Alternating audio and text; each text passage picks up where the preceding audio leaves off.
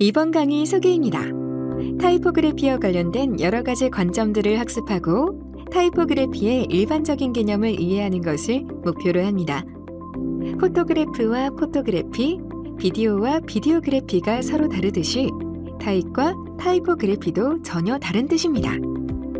사진, 비디오, 활자는 일종의 명사 개념이며 포토그래피, 비디오그래피, 타이포그래피는 각각의 창조 과정 혹은 관련된 기술을 의미하는 개념이라고 볼 수 있습니다.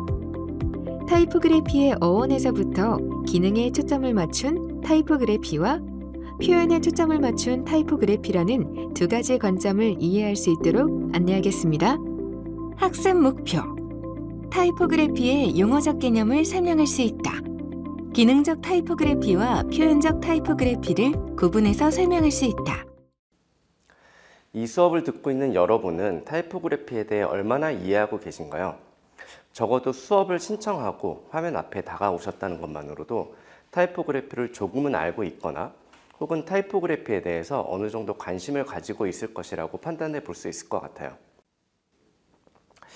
타이포그래피 하면 무엇이 떠오르나요? 우리가 흔히 쓰는 디지털 폰트, 활자꿀, 글씨, 편집된 책의 본문, 또는 화려하게 표현된 레터링이나 아니면 포스터 디자인을 떠올릴 수 있겠습니다.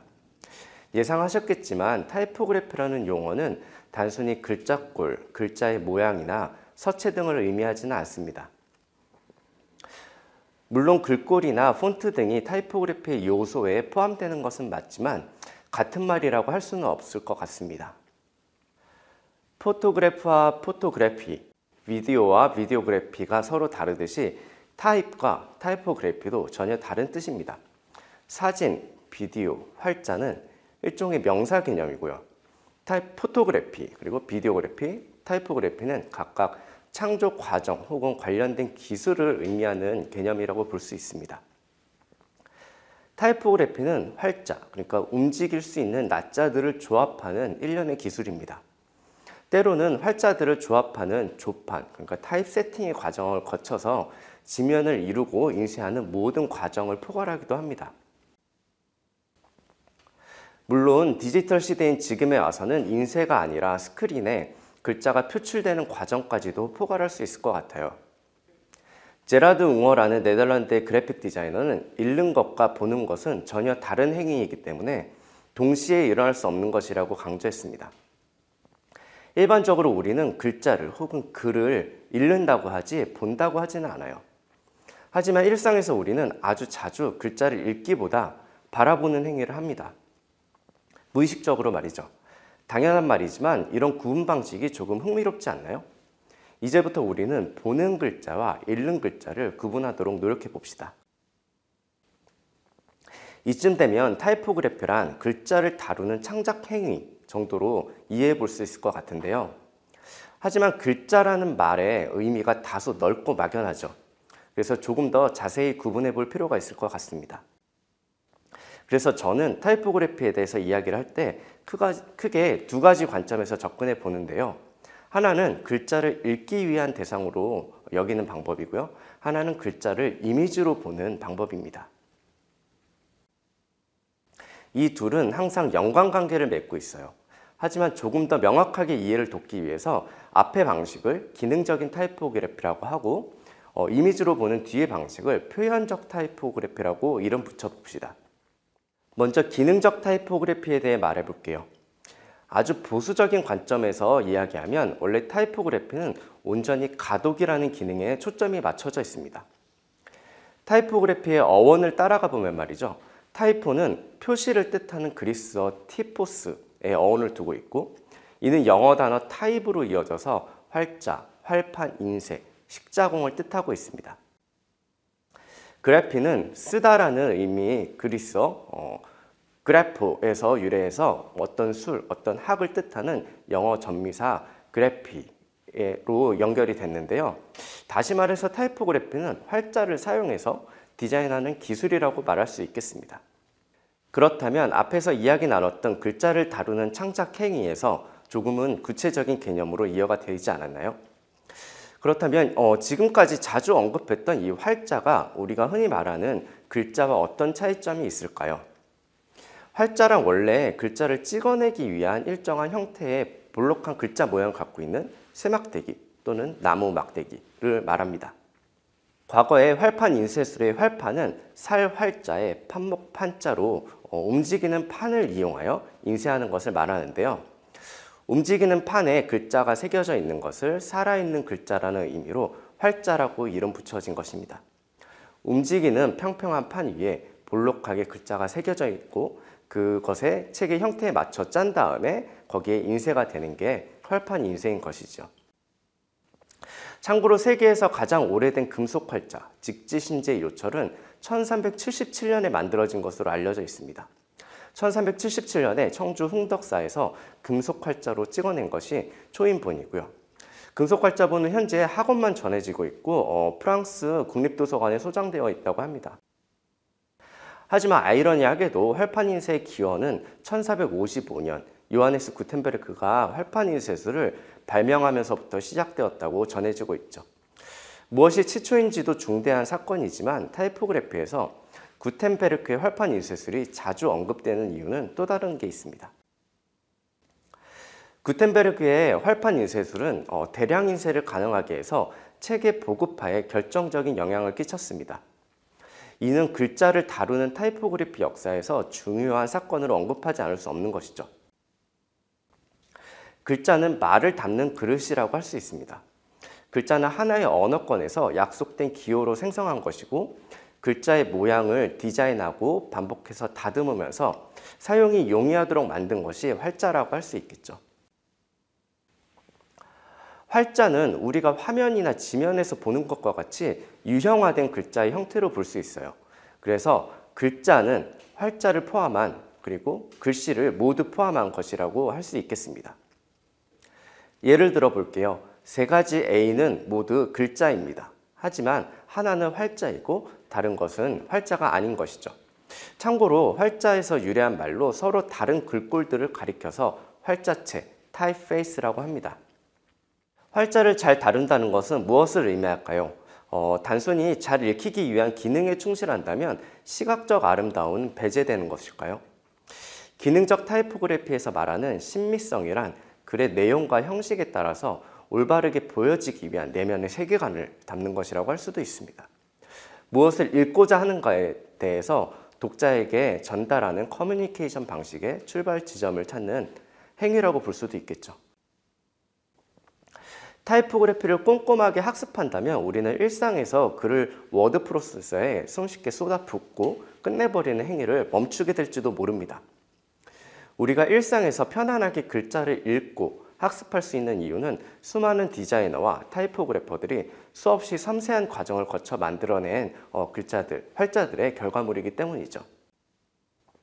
어떤가요? 타이포그래피가 조금은 더 궁금해지셨나요? 우리는 이 강좌에서 활자를 다루는 섬세한 방법론뿐만 아니라 활자의 시대적, 문화적 배경, 그리고 역할, 더 나아가서 글자가 효율적으로 기능할 수 있도록 하는 타이포그래피의 여러 가지 원리를 그리고 방법을 학습하게 될 것입니다. 아직 빼먹은 이야기가 하나 더 남아있죠. 바로 표현적 타이포그래피입니다. 표현적 타이포그래피는 다시 말해서 이미지로 기능하는 타이포그래피라고 이해해도 좋을 것 같아요.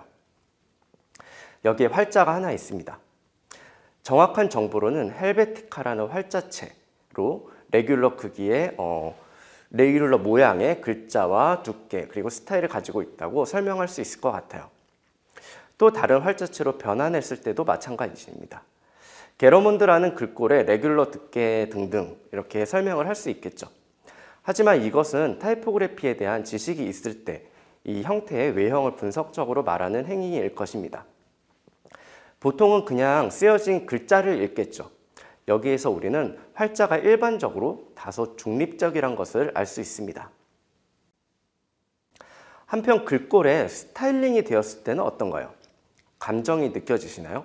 이와 같이 타이포그래피에서 목소리와 감정을 불어넣는 행위가 포함되었을 때 우리는 글자에 훨씬 더 많은 시각적 의미를 담을 수 있습니다. 표현적 타이포그래피는 글자가 가진 형태의 조형성을 이해해야 하는데요. 이것은 글자들 간의 관계성을 파악하는 데서 출발하게 됩니다. 왜냐하면 글자는 낮자 하나만으로 존재의 의미를 가지기 힘들기 때문입니다. 예시와 같이 멋진 타이포그래피 포스터는 문자의 이미지성을 충분히 발현한 디자인 결과물이라고 할 수 있어요. 이와 같이 문자의 이미지성은 문자 그 자체가 발산하는 이미지의 생성력에서 나타납니다. 이미지가 강력한가 혹은 글자가 강력한가. 글자가 이미지화 된다면 글자 자체가 가진 메시지 이상의 힘을 발휘할 수 있는 것이죠. 네빌 브로디는 자신만의 독특한 타이포그래피 표현 방식으로 잘 알려진 영국의 그래픽 디자이너입니다. 사각형 형태의 서체 형식을 탈피해서 전위적인 글자체 디자인과 과감하고 불규칙한 배열로 잘 알려진 그의 디자인을 보면요. 글자를 가독성이 아닌 예술의 대상으로 바라보고 글자로 표현할 수 있는 경계를 허물어버렸다고 할 수 있어요. 중요한 것은 쓰여진 단어가 아니라 그것이 어떤 방식으로 쓰여졌느냐라고 말하면서 그는 타이포그래피의 새로운 표현 방식을 제시한 대표적인 디자이너 중 한 명으로 자리 잡았습니다. 이런 관점에서 타이포그래피는 보고 읽을 수 있는 데서 끝나는 것이 아니라 들리고 느껴지고 체험돼야 하는 것이라고 말할 수도 있죠. 여기 또 한 명의 타이포그래피 거장이 있습니다. 마시모 비넬리는 단순히 글자의 두께만으로 그 의미를 다르게 전달할 수 있다고 강조합니다. 사랑한다는 말을 세련되게 표현하고 싶을 때 헬베티카 엑스트라 라이트를 쓸 수도 있고, 반대로 아주 열정적으로 표현하고 싶을 때는 엑스트라 볼드를 쓸 수 있다고도 했죠. 우리는 모두 이렇게 글자가 표현하는 원리를 이미 인지하고 있을지도 몰라요. 우리는 글자를 보기도 하고 읽기도 하는데 읽을 수 있으면서 또 표현된 것을 보기도 하죠. 네빌 브로디의 디자인에서 본 것과 같이 우리는 표현적 타이포그래피라고 하면 화려한 그래픽 디자인을 떠올릴 수도 있겠지만, 한편으로는 활자가 가진 속성만으로 다양한 감정의 목소리를 담을 수 있는 것이 제가 강조하고 싶은 표현적 타이포그래피입니다. 사실 표현적 타이포그래피와 기능적 타이포그래피는 타이포그래피의 개념을 설명하기 위해 구분한 것이지 실제 이분법적으로 이렇게 나눌 수 있는 것은 아닐 거예요. 어쨌든 보기 위한 목적을 가진 글자, 읽기 위한 목적을 가진 글자, 또는 두 가지 목적을 동시에 해결해주는 글자는 넓은 의미에서 오늘날 타이포그래피로 전달할 수 있는 많은 시각 문화를 반영하고 있다고 생각해 볼 수 있습니다. 그리고 그것을 조금 더 깊이 이해한다면 우리가 일상에서 또는 디자이너로서 타이포그래피를 더 잘 활용할 수 있을 것 같습니다. 이 수업을 듣고 있는 여러분은 디자이너이거나 혹은 디자인을 공부하고 있는 최소한 타이포그래피에 관심이 있거나 잘 알고 싶다는 생각을 가진 분들이라고 짐작해 보겠습니다. 그렇다면 타이포그래피를 왜 배워야 할까요? 타이포그래피를 익히는 일은 작곡가가 화음과 악보의 원리를 아는 것과 같다고 볼 수 있어요. 물론 악보를 볼 줄 몰라도 직관적으로 음악을 만드는 천재 뮤지션들도 있죠. 하지만 어떤 요행을 바라는 것보다 기본에 충실하는 편이 낫지 않을까요? 음계나 화음을 모르면 정확하게 악보를 그리고 다른 연주자들과 협업하는 것이 곤란할 테니까 말이죠. 타이포그래피는 한편 셰프가 재료를 다듬는 방법을 아는 것과 같다고 볼 수도 있습니다. 일요일에 아빠는 짜장라면의 요리사가 되죠. 우리는 누구나 요리를 할 수는 있지만 셰프가 아니란 것을 누구보다 잘 알고 있습니다. 셰프는 좋은 재료를 볼 줄 아는 안목과 제대로 손질하는 법을 알고 있어요. 이것은 마치 디자이너가 글자체를 목적에 맞게 선별하고 다루는 것과 같다고 할 수도 있겠죠. 누구나 글자, 폰트를 다루고 타이포그래피를 활용하고는 있지만 누구나 훈련된 디자이너가 될 수는 없습니다. 동의하실 수 있나요? 자, 그럼 본격적으로 타이포그래피 세계를 같이 탐험해 보도록 하겠습니다. 학습 정리 1. 타이포그래피는 글자를 다루는 창작행위로 포괄해서 이해할 수 있다. 2. 활자를 다룬다는 것은 잘 읽히게 하기 위함을 1차적 목표로 한다. 3. 글자를 통해 어떠한 메시지를 전달할 것인가에 따라 타이포그래피의 관점이 달라질 수 있다. 목적을 어디에 두느냐에 따라서 접근 방식이 달라질 수 있기 때문이다. 해당 영상에 사용된 자료 출처는 출처 목록 1주차에서 다운로드 가능합니다.